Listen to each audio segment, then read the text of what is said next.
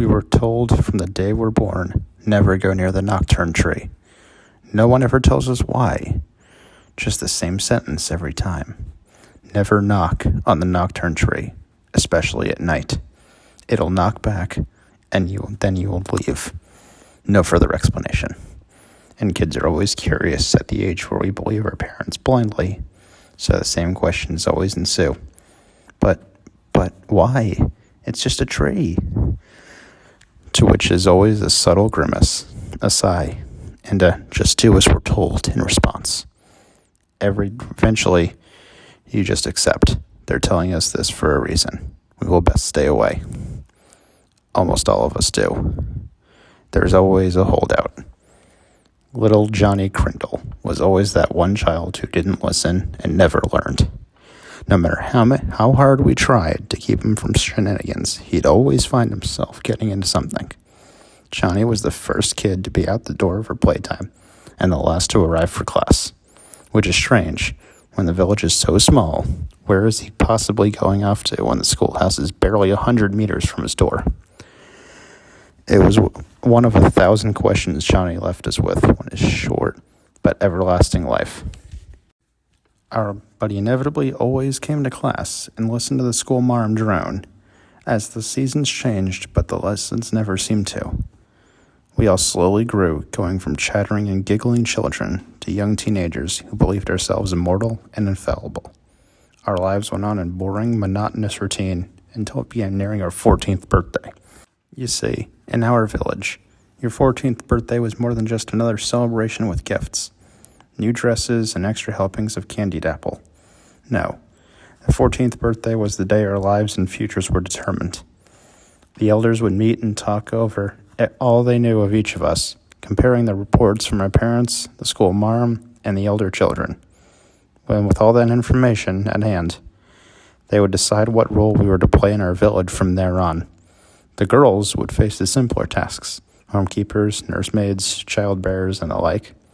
The boys, hunters, farmers, market salters, and one boy would begin apprenticing as the next village doctor. We would also have our future husband or wife decided. Marriage was not born of love in our village. We had a divine purpose to keep our people alive, which, as the elders told us, and school marm droned to us, could only be done by creating new life. Marriage was about propagation and continuation, while love was a tool to create downfall. Of course, some people would claim to be in love and beg the elders to consider their proposed match. Each person on their 14th would have the chance to request both a role and a partner. The elders would consider the request, though rarely were they granted. So it was that on the 14th birthday, Johnny was the first to make his requests. He told on the podium, before the 5 elders, cleared his voice, and with barely any nerves or fear, spoke to them all before the rest of the village. I would hereby today request the elders' kindness. Please consider I, Jonathan Crindle, for the role of hunter, so that I may feed and support the needs of this village. The elders looked upon Johnny. Then Elder Micah spoke. A wise request, and one undoubtedly suited for you, Master Crindle. And whom would you request as your life partner, if any? Suddenly, Johnny shrunk at the podium. He'd never spoken of anyone he wanted to request, which was strange because we all suddenly gossiped and discussed the merits of each girl. It was one conversation he never added to, so none of us knew what was coming next. I would request Tormund Cater for my partner. A gasp ran through the villagers. We all stopped. Almost no movement was felt on the throng. Then suddenly, all eyes were on me. I had no idea why Johnny had named me, or what was about to happen. I am a boy. He couldn't even consider a boy, could he? It didn't work. Master Crindle, surely you misspoke. We will allow you to speak a name, or to choose silence. Think carefully about which path to take. Johnny had gone pale. The color drained from every inch of his skin. From where I stood, I could see the beads of sweat forming on his forehead, and his breath rattling through his body.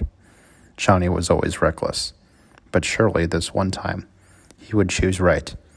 Surely this time he would remain silent, right? Wise elders, I do not wish to change my request.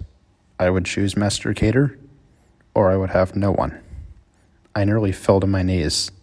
Why is he doing this? No one, as far as I knew, had ever named a boy for a boy or a girl for a girl. We don't have that choice. This made no sense. I wanted to throw myself at his feet, beg him to stop, the fear crawling at my throat as I tried to force it down and remain silent. I did not know what I was afraid of, but I knew fear was the right emotion. For what felt like an eternity, there was an impenetrable silence, barely a whisper of wind through the trees to break it. After a time, Elder Miker stepped forward and spoke, and his words still haunt me to this very day. Then, Master Crindle, you will meet with the Knockturn Tree before the end of this day.